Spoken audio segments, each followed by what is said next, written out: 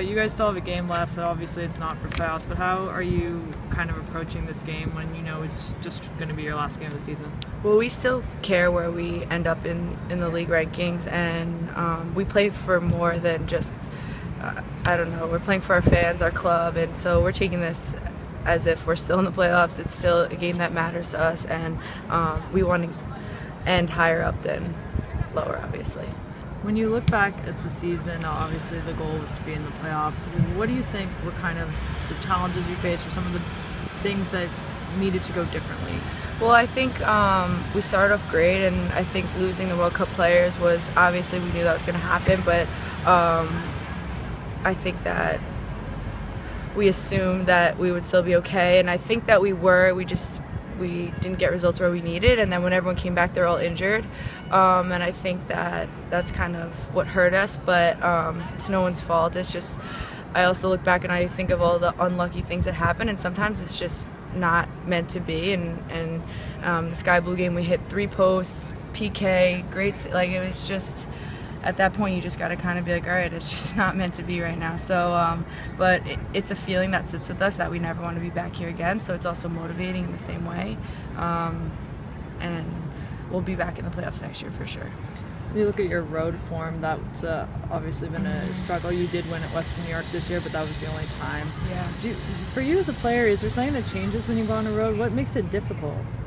Well, I mean, I guess this is like the million-dollar question. I'm kind of trying to figure out why we haven't been able to, and I think it's us as a team. We kind of just, it's so nice coming here and playing in front of the fans, and we go away, and I don't know if everyone doesn't get as motivated. I don't know what it is exactly. It's still something that we're trying to figure out, but also we're traveling all the time, and it's not easy on your bodies, and it's just something that we need to, as a team and individually, like get over, and I think that's really up. We're fully prepared.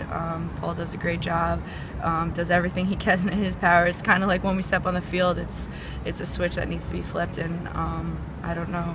It's a good question.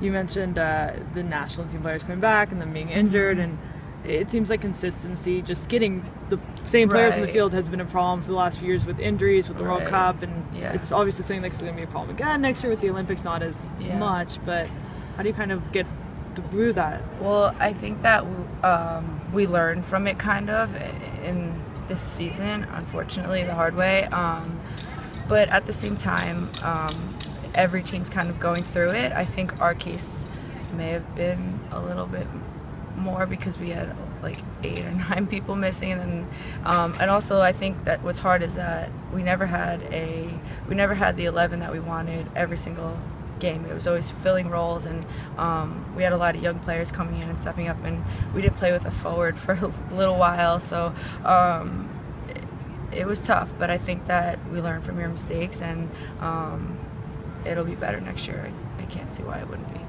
And then what's your expectation for this team with all the talent, with all the players that have been able to come in, and what's your expectation looking forward to next year and in the future?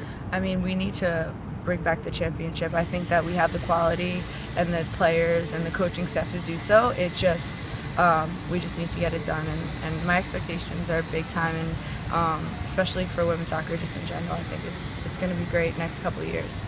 You like the expectations for this team, even though it's kind of, make playoffs or bust, but the expectations are so high for this team? Yeah, I mean, I think that's the best way it should be. I'd rather it that way than just hoping to make the playoffs. I'd rather be on a team that it's a huge disappointment not making the playoffs, and that just says a lot about the club and the players, so I'd rather have it this way for sure. After Western New York, what are your plans? I'm looking to go home and see my family for a little bit, but I don't want to take time off. I kind of just want to stay training and be in the best environment, just to keep training and getting better, playing with boys, doing what I can.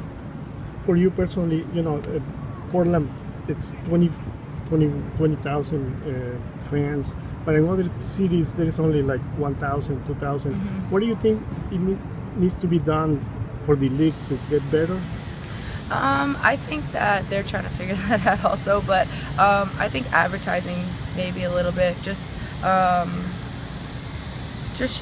making it known that there's a club in their city and that there's amazing athletes, women, role models that can inspire a generation, and that just simple stuff like that, I guess, more awareness.